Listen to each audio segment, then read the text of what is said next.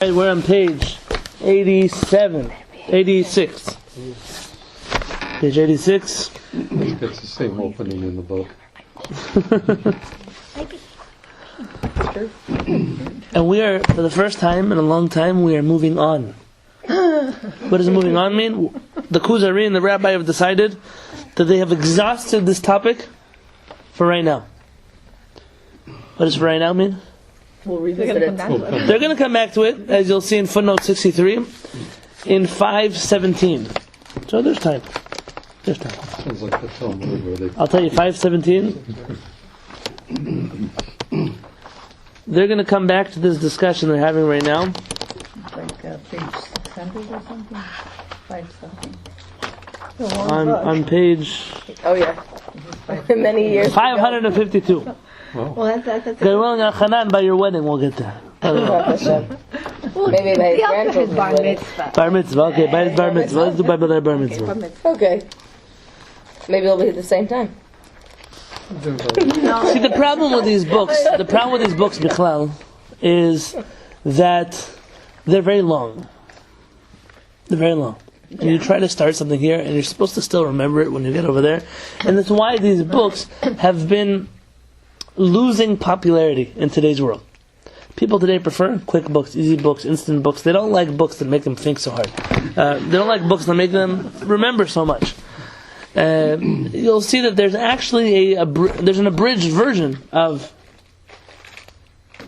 the Kuzari. If you go to Mitsuda and you want to buy yourself an English Kuzari, you can buy it. It's not even the same book. There's a Rabbi Cheskel Sarna, who felt that this book is very important to read, but the discussions back and forth, the stories, is irrelevant to the discussion itself, and therefore he took the book and organized it according to categories, not according to actual discussions that are going on here. Today, people like things that are quick. Working hard is difficult for them. But when you tough these things out, so you come to much deeper understandings about Hashem, about Torah, about Judaism, about all kinds of things. That's why we still study these works, Baruch Hashem. So says the Kuzari on page 86. Amar Kuzari, daili be'ele ha'ta'anot. Daili in Hebrew, it's like which song? Dayenu, right? Dayenu. It's enough for me. With these arguments that you've displayed for me, Hamaspikot b'shar hazeh, they're enough for me in this matter. V'im te'erach chevrati imacha, and if I decide to continue my relationship with you, what does that mean? He's partially convinced. He's partially convinced in this topic, but what does that mean if I decide to continue my relationship with you? Like he'll seek someone else's help. And what has he been doing until now? Everybody he doesn't like, he gets rid of them and finds somebody new. He's like, I'm not promising you that I won't do the same thing to you. So the king at this point doesn't know that Rabbi Yonatan Halevy is not just going to be his best friend, but it's going to be his rabbi eventually. If I decide to continue my relationship with you, I will eventually ask you to prove these things to me at length. But in the meantime, I want to return to your main point. Do you remember what the main point was before we had this discussion? Anybody remember? The authenticity of the Torah? Close. That was part of that discussion. How does he know that God, what God wants him to do?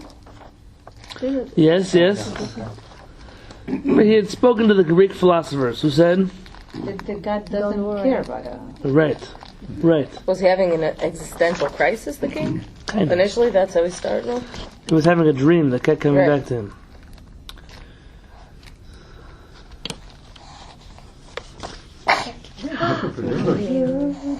Oh yeah, to the concept that God would talk.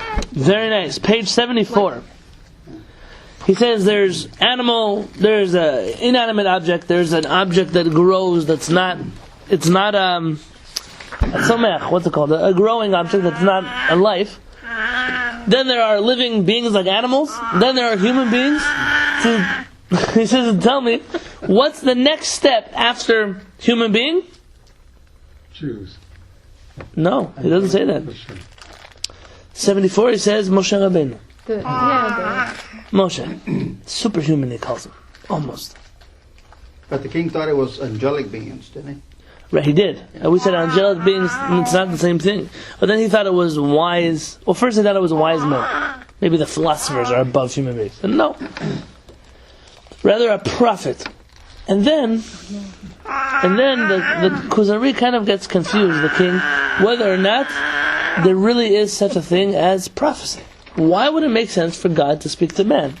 And that's where the rabbi starts to take him with all these discussions about the numbers, about the decimal system, about all kinds of the days of the week. That's okay. Yeah. The days of the week, all these things.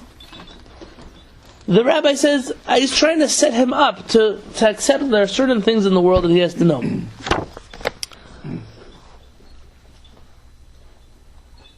So in the meantime, page 86, I will return to your main point. So I do not understand how you're able to accept in yourself this huge idea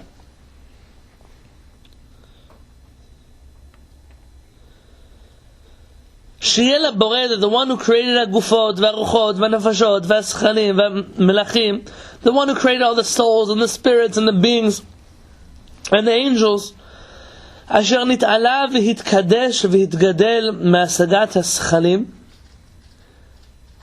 that he is above and beyond everything that your mind can even understand.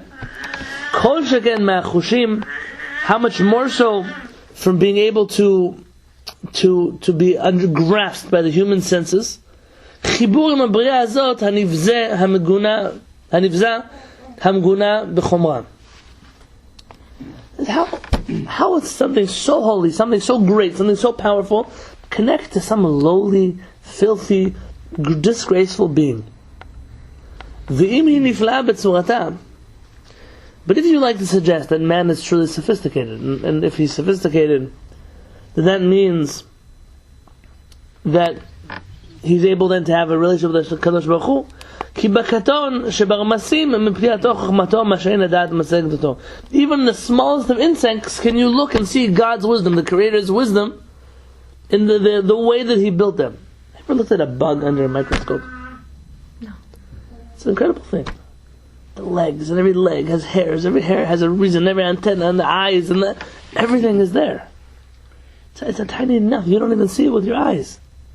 Kadosh Baruch Hu went out of his way to create such beings in such detail and precision.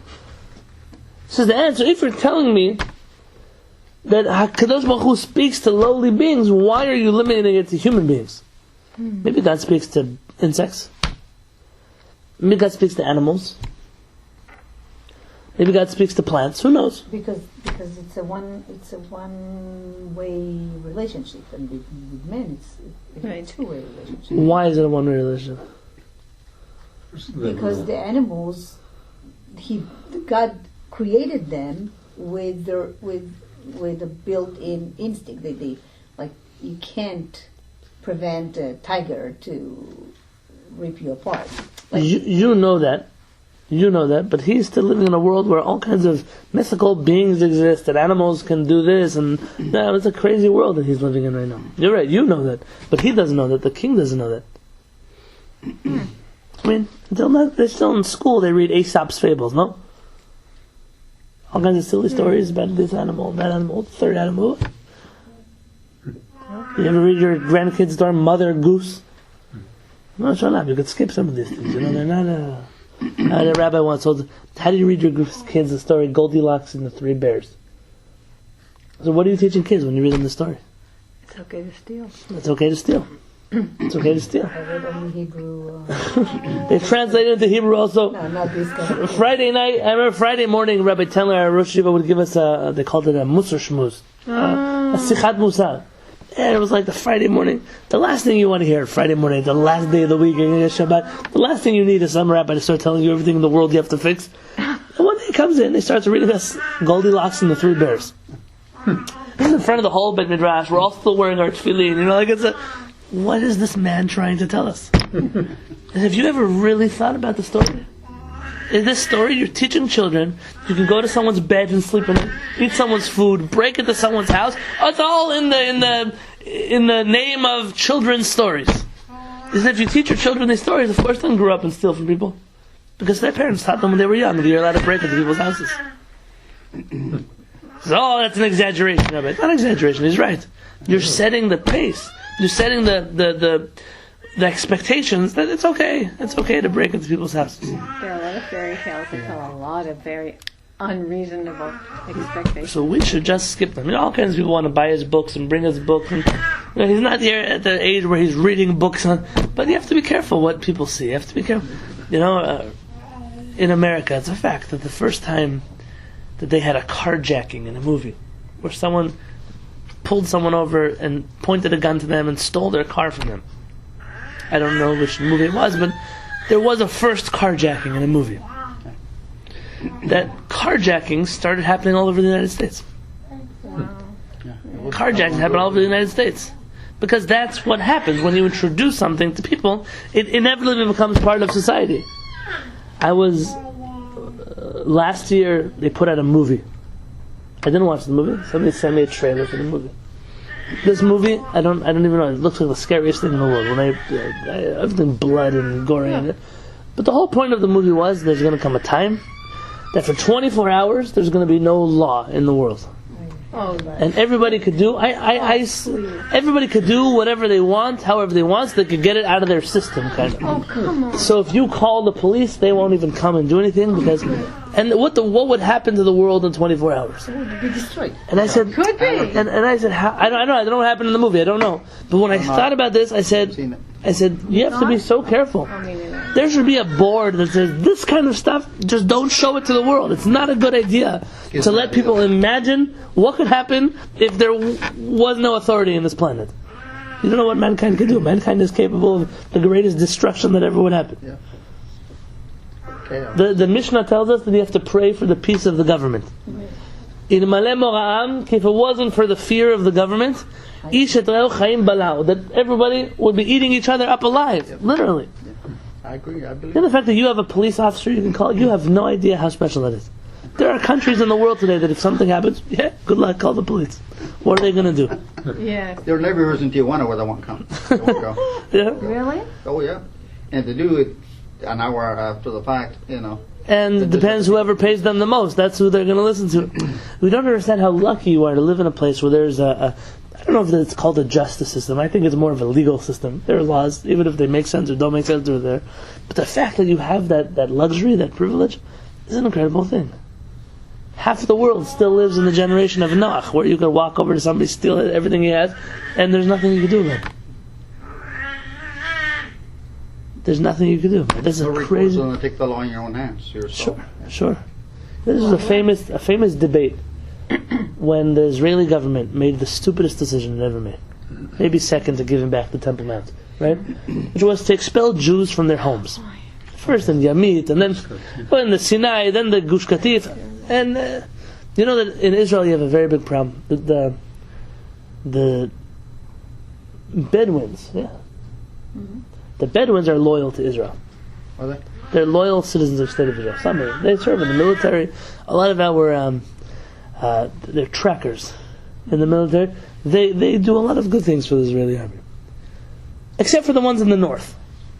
The ones who live in the Golan Heights have zero loyalty to the state of Israel, and they're a very big problem for Israel. A very big problem. Why?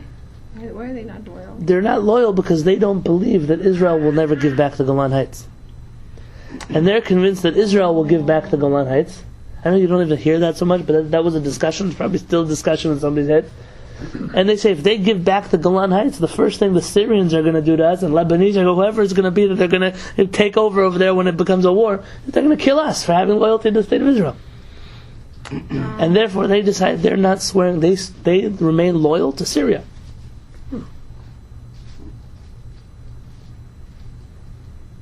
Because they don't trust the Jews. I wouldn't trust them either. We don't have such a good track record. So the Jews decided the best thing that was going to happen was going to get rid of the Jews in Gush Katif. Because that was going to solve all of Israel's military problems. This last war that happened this summer would have never happened had we had that buffer zone between us and them. And it's amazing. I mean, the same people who are sitting in the government today who voted then to give it away were all saying that it was the best thing they ever did. What do you mean the best thing you ever did? Those are people who make a mistake and they can't even admit that they made a mistake. Because they can't be wrong. You're still saying it's the best? Sure. But facts show otherwise. That happens in other places too. It's not everywhere in the world. Yeah. But here's the question. What do you do as an Israeli soldier who's religious? Very bad. And the army decides that you have to take another Jew out of his house. It goes against your religious beliefs. It goes against your everything beliefs, your Zionistic beliefs, your ideological beliefs, what you think is right. What do you do?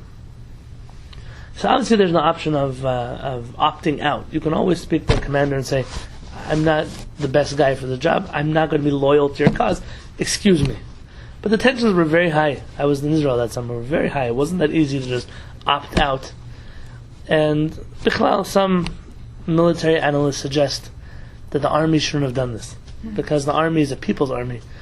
If the government makes a decision, so the police should take them. But the police are hired. They're hired by the government. The army is a volunteer service in Israel. Everybody's part of the army. You can't ask somebody who came from that neighborhood to then take his parents out of their own house. It was a mistake, and strategically, on the Israeli army's part. But, okay, that's what happened. What happens to a soldier? Can he say, no, I refuse orders? There were two camps, and there are still two camps. There were rabbis who said, Misarvim pkuda, you say no. You reject your orders because you have a commander, but your bigger commander is God. And when your commander goes against God, you can't listen to your commander. Go to prison, whatever it is, opt out. Yeah, some big names. Rabbi Melamed, for example, the Har Bracha Yeshiva. He lost his Israeli army status because of this decision that he put out. His funding from the Israeli government as an Israeli army yeshiva, he lost after this decision. Then you had rabbis like Rabbi Shlomo Aviner, who said, no, you can't. You can't reject an order. You can't say no. Even if it's against your beliefs.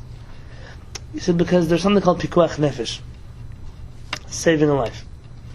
He said, the moment that you allow a soldier to undermine the authority of command, the chain of command that exists in the military, you are going to allow for a whole anarchy to take place in the Israeli army. The moment a soldier says, I don't want to do it because it goes against my religious beliefs. What happens then when a soldier who's a left-wing guy from a left-wing family, he's forced to serve in Yerushalayim and he sees a Jew getting beaten up by an Arab, he says, no, it's against my beliefs to help this Jew.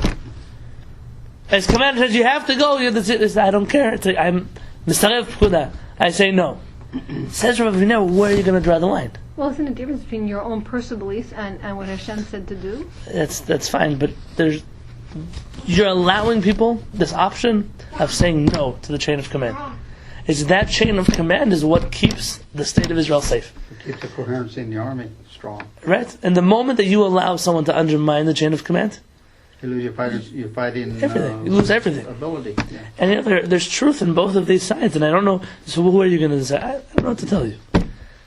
No, I always told people that the worst thing about taking yeshiva boys to the army, I still think, let's say you take all of the Bells Hasidim to the army. Imagine, you take it, it's like some 30,000 kids, you can take them all to the army. Do you know what's going to happen when you have 30,000 soldiers whose loyalty is not to their commander in the military, but to their rabbi in Jerusalem? And what happens when their rabbi in Jerusalem says no? Who do you think these guys are going to listen to? Their rabbi. And now you've armed them with weapons. That's not a good thing. People don't think about it. Maybe they're better off not serving in the Israeli military. Everybody's got a loaded weapon. Right, and until now they're just using rocks and bleach and all kinds of things. Now they're going to have guns.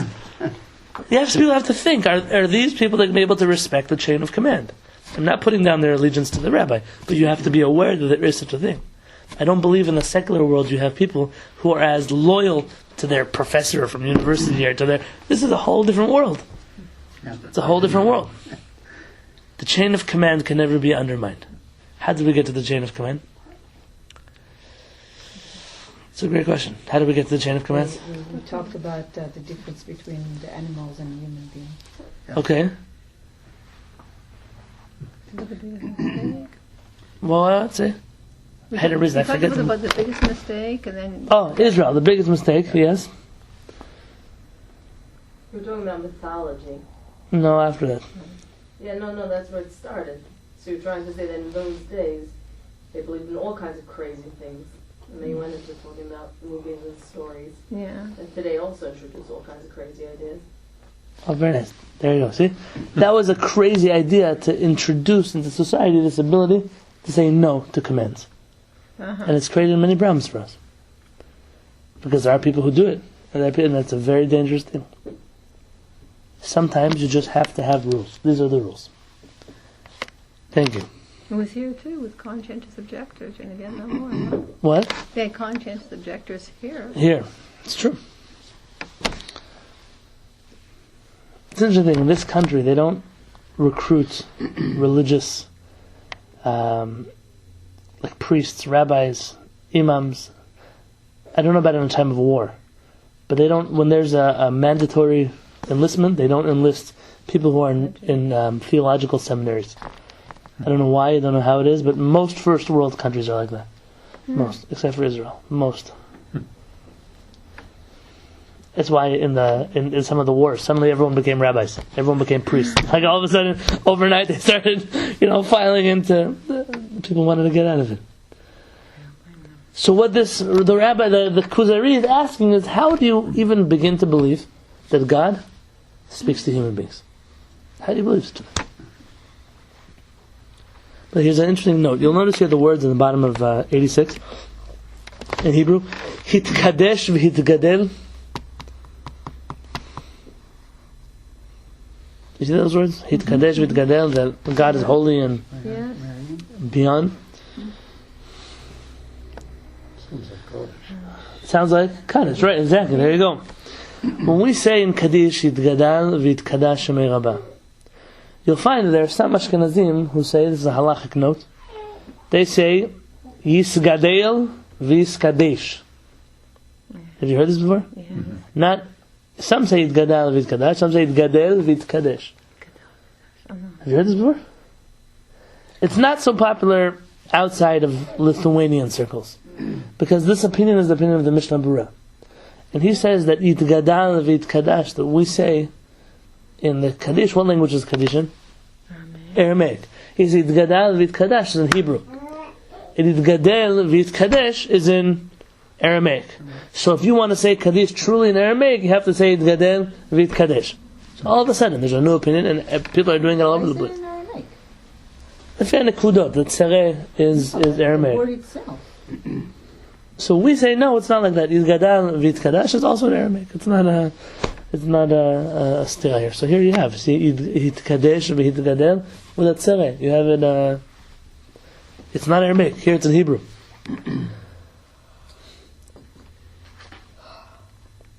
Why is it so difficult for someone to comprehend that God can speak to human beings?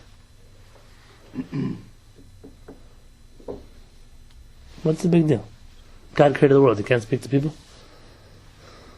Well, I guess it's how you perceive things. If you sort of see that God is something very far away and disconnected, like some of the people he spoke to said, then he hasn't experienced what he understands as a conversation with Hashem. So I guess you can't imagine that would exist. If you believe in this God, very nice, it's very removed, it's very holy, it's very so why would he lower himself to speak to me? We live kind of in a democracy. We don't understand so much this concept. Like, if you were a peasant and you were walking by the king, you wouldn't even bother saying hello to the king, because the king would never answer back to you. Because a good king doesn't talk to people that are beneath him. Used to be. That was the model of that was the system. We don't even understand. We live in a world that's completely opposite today. Today people freely make fun of the president, and in the olden days you made one word wrong and they'd kill you. That's the way it worked. So in his head he's saying, listen, I'm the king. I don't talk to my the subjects. I don't even clean up after my horses. Why would God talk to such lowly beings? And if you say that man is sophisticated enough, that creations are sophisticated enough to speak to God, then why stop at human beings? You see that even little insects, they have such detail, such wisdom of God inside of them. So listen to what a good rabbi does. A good rabbi always uses the question against you. Do you know that? You have to be very careful the way you word questions to rabbis. Because in the Gemara, we're always taught, you know what this is? It's like an ice cream scooper, you scoop the ice cream out. It's always use something against, the same argument you use against me, let me use it right back at you.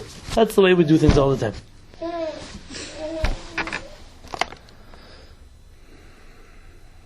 Says the rabbi. Amar hechaver. The rabbi says, "Bidvarcha ze lo hutzrachti bidvarim rabim le'ashivcha." In this topic that you're bringing up, I don't need a long explanation for you. Ha'ata miyaches zot ha'chokhmah הנמצאת בבריאת הנמלה דרך משל אל גלגל או אל כוכב או לזולתו מבלתי הבורא. Says this wisdom that you see inside of the ant, who do you attribute that wisdom to? To a star? To a planet? To a constellation? To a heavenly force other than God? היכול המשער אשר נתן לכל דבר חוקו מעין תוספת וחיסרון. Who is really the one who's providing this ant with everything that it needs? It's God. It's not some other power. Says the Kuzari, this is the answer to your question. Now, he doesn't say it like that, but this is the answer to the Kuzari's question. Tell me what the answer is. You're asking me, how does God communicate with man? And you're proving, well, if really man is so sophisticated, look, even the lowliest of creatures, like ants, have details that are so important. So how does the rabbi use that against him? What does he say? If he created something so sophisticated and they give him so the detailed, exact properties. And he so much cares about this ant, so how much more so would he speak to a human being? How much more so would he connect to a human being? But listen to what the king, see, the king is not yet thinking like a Torah person. The king is still thinking like wherever the king comes from. And the king says, you know who I attribute this to? To nature. Amar Kuzari, says the Kuzari, V'zeh ha'miyuchas el po'al ha'teva. I attribute this to nature. Wow, here we go. See, it's a different topic. Amar hechaver, this is the rabbi. Umahu ha'teva, and what is nature? See, Jews always answer a question with a question, right? So whenever you tell someone a story, there's always a story inside of your story. That's how Jews. That's how we do things.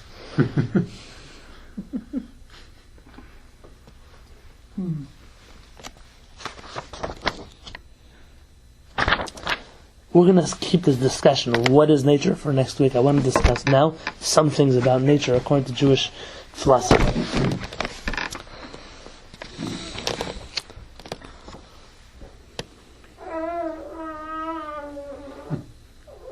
That's a lot to say.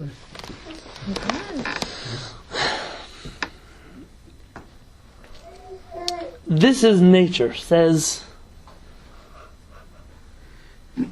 the king. He's blaming everything in the world on nature. You have many people who do this, by the way. There's the nature of the world is what. But what is nature? You're telling me nature, Mother Nature. Who is Mother Nature?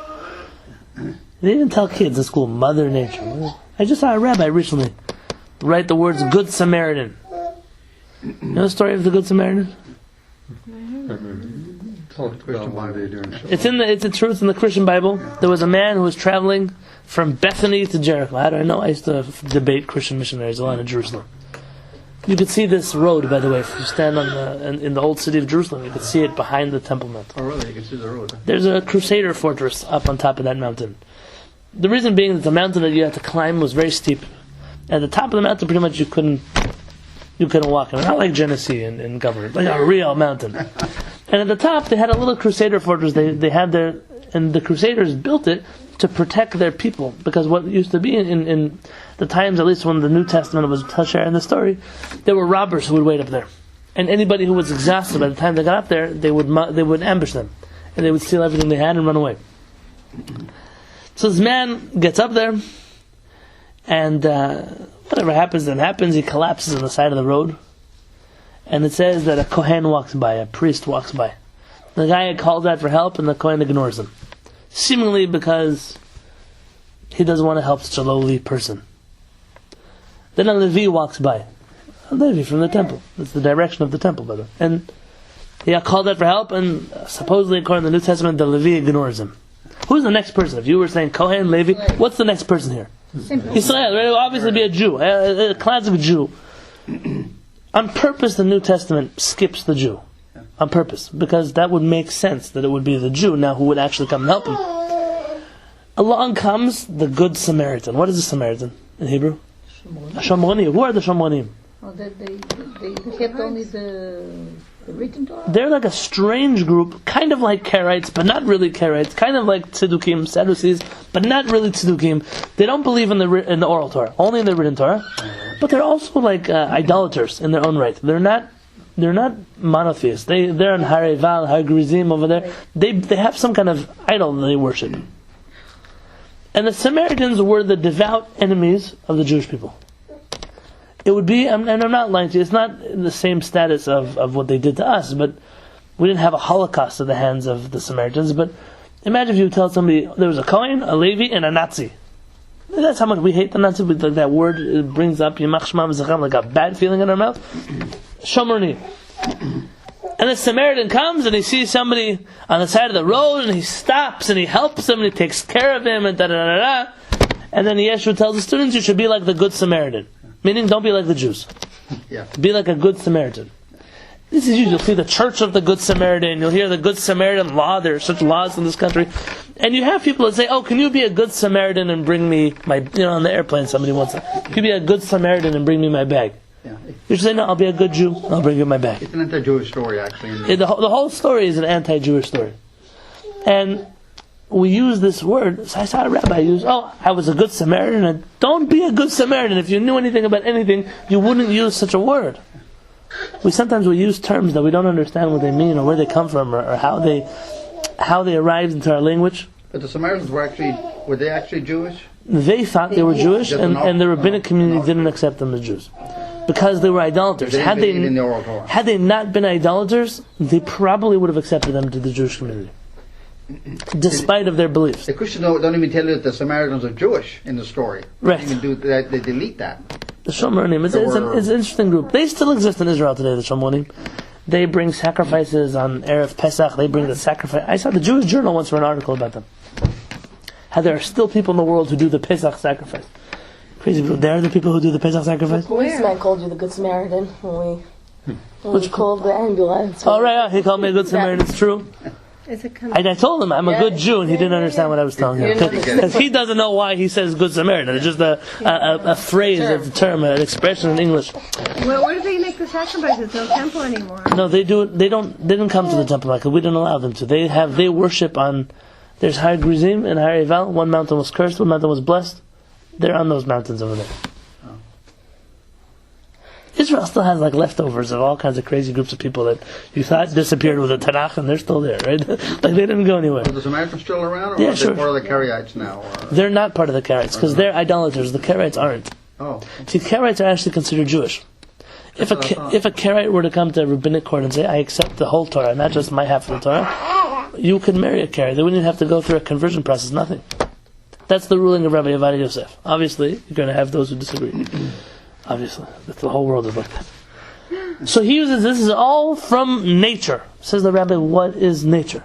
Before we discuss nature, what is nature, you and I have to understand the word nature. What is nature? Where does it come from? What does it mean, nature?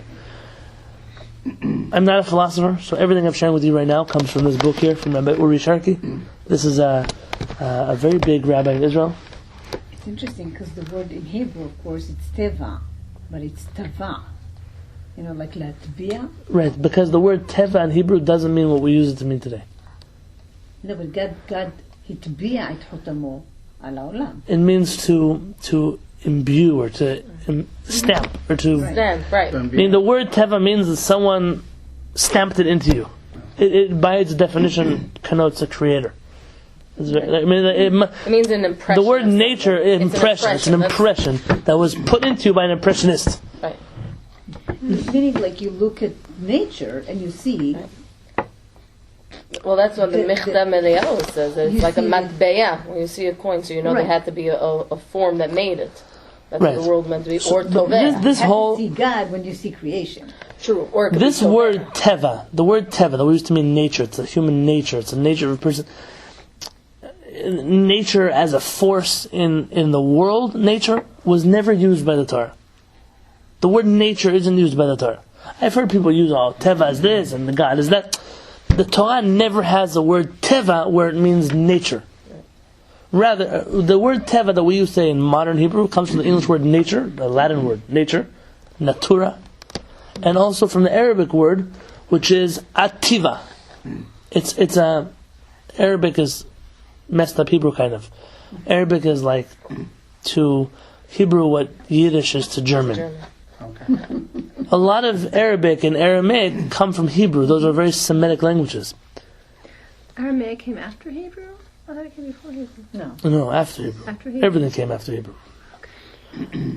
The Greek word for nature, as we use it, nature, is physis. Like physics or physical. That's the word that the Greeks use for this. In the word of Chazal, in our planet, in the rabbis' world, the word teva is the same word for ofi. A personality, a style. Ted, give me a better word for teva. For ofi. Characteristics. Like a person's teva, a person's character traits, or a person's personality. That's what we use to mean teva. Their nature, as in human nature, not as in nature as an autonomous force separate from God or anything else like that. In Hebrew, for example, we use tiv'o shel olam, tiv'o shel adam, a human nature or the nature of the world, but not a force of nature. That term doesn't exist, not in the Torah and not in the writings of our rabbis. This word was first adopted by the Geonim, by the rabbis who came before the Rishonim, because this was already the beginning of philosophy, and the Greeks and the Romans and whoever else was philosophizing before them. By whatever the Greeks referred to as teva, as physis, this nature, the power of nature, our rabbis always referred to as midhago shel olam, the way the world works. Minhag, from the word custom, because that's the way the world is accustomed to working, because God said it that way. But the word teva never meant what we mean teva to mean today, which is why when I hear nice, things, there's teva and there's God and teva and gematria, there is no gematria behind teva, because teva is not a biblical word. Teva biblically doesn't mean nature. It means the nature of an object, not the power of nature. But it's okay, Jews in our gematria. The truth is that this term nature, and forgive me if I go a few minutes over, because this is very important to know. Nature is fought out between two separate philosophical camps who are debating what does it mean? What does the word nature mean? There was a man by the name of David Hume. I don't know who he was. He was from Scotland. He lived from 1711 to 1776. And he was the head of a philosophical movement called the pragmatic philosophical movement. I'm not a philosopher. I'm just translating for you. The pragmatists.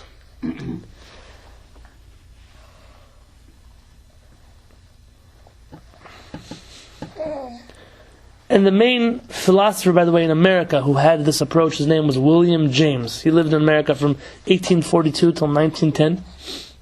He says there is no such thing as teva. There's no such thing as nature in the world. Meaning, just like the sun can rise in the east, the sun rises in the mizrach, and it sets in the ma'arav, and people are used to that, so they call it nature. But the sun could one day decide to rise in the west if it wanted to. There's no rule of nature that keeps it to always be rising in the east.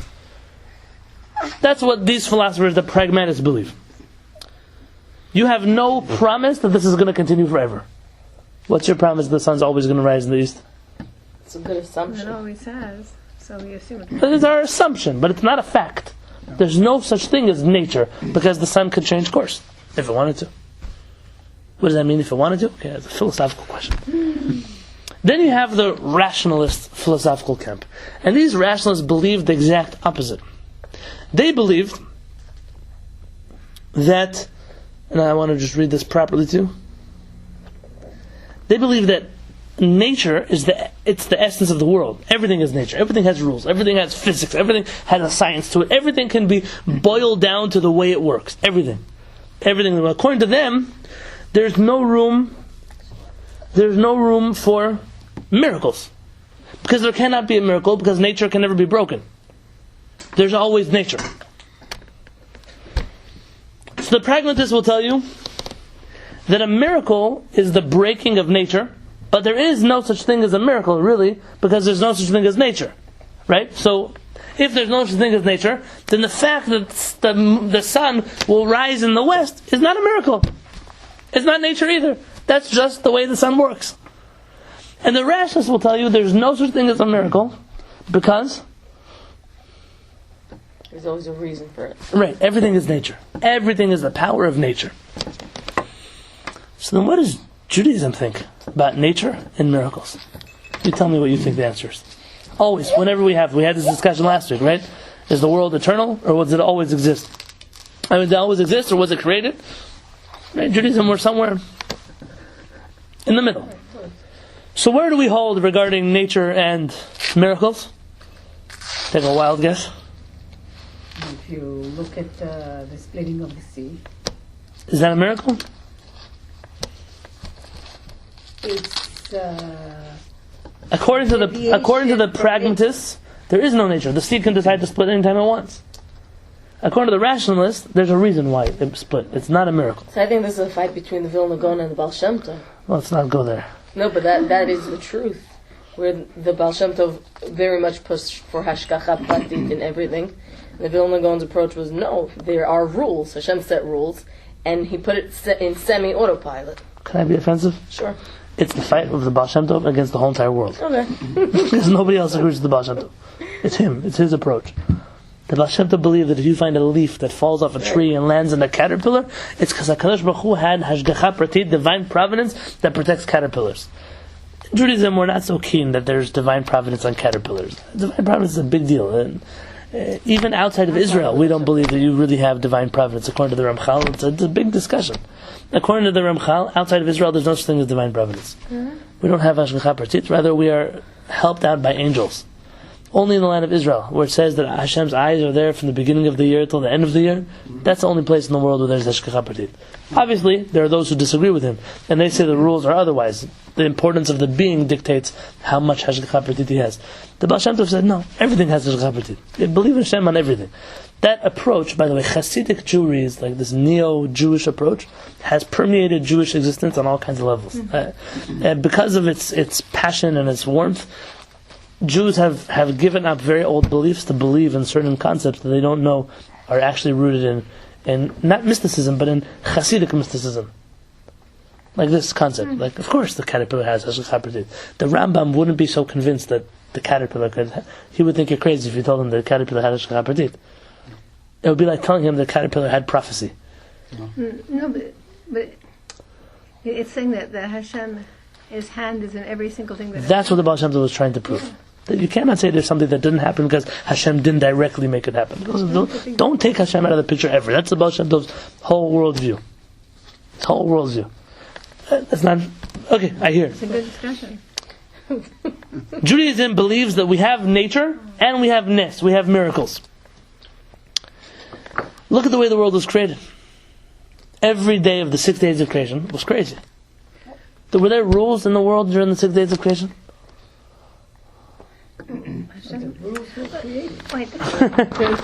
That's the point. Yeah. I mean, if we say that there are miracles, then we're saying that there are rules, but we don't really know what the rules are. How do we know? How could we judge if it's a miracle or not? We don't know if Hashem said the sun will always be doing this and doing this.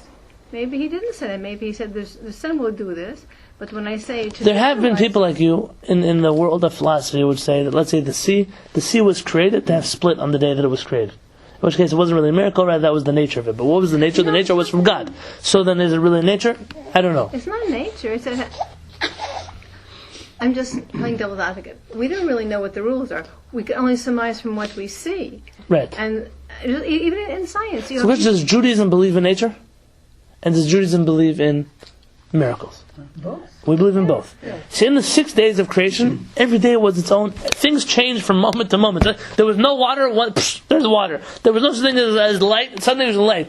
But there was light without a sun. How do you have light without a sun? Hashem then made it. Everything was, the whole world was you could call it chaotic. The world was tohu vavohu. Mm-hmm. Also during creation it was tohu vavohu.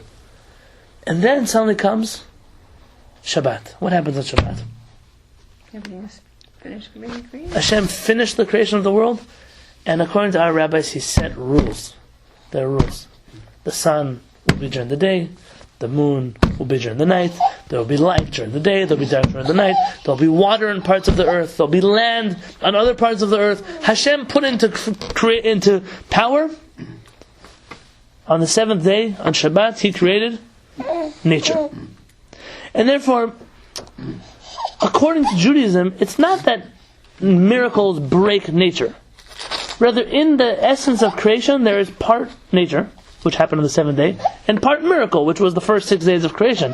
And therefore, there are times where Hashem says, I'm defaulting the world back to the 6 days of creation. It's not that I'm going against nature, I'm just defaulting us back to when we were in the 6 days of creation. And therefore we believe that there can be miracles, not by breaking nature. And there's nature not because there are no miracles, but because sometimes the world follows the 6 days, and sometimes the world follows Shabbats. And here you have to listen to something brilliant. And this credit I give entirely to Rabbi Sharkey.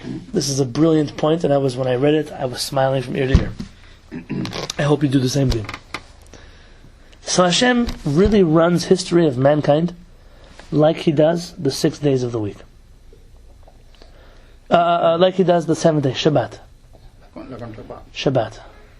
So when does Hashem choose to, so to speak, stop Shabbat and go back to the 6 days of the week? When the need arises. When we have Shabbat. What kind of need? Don't get Hasidic on me. What kind of need? Let's listen very carefully. Says Rabbi Uri Sharkey, the only time you're allowed to break Shabbat is when?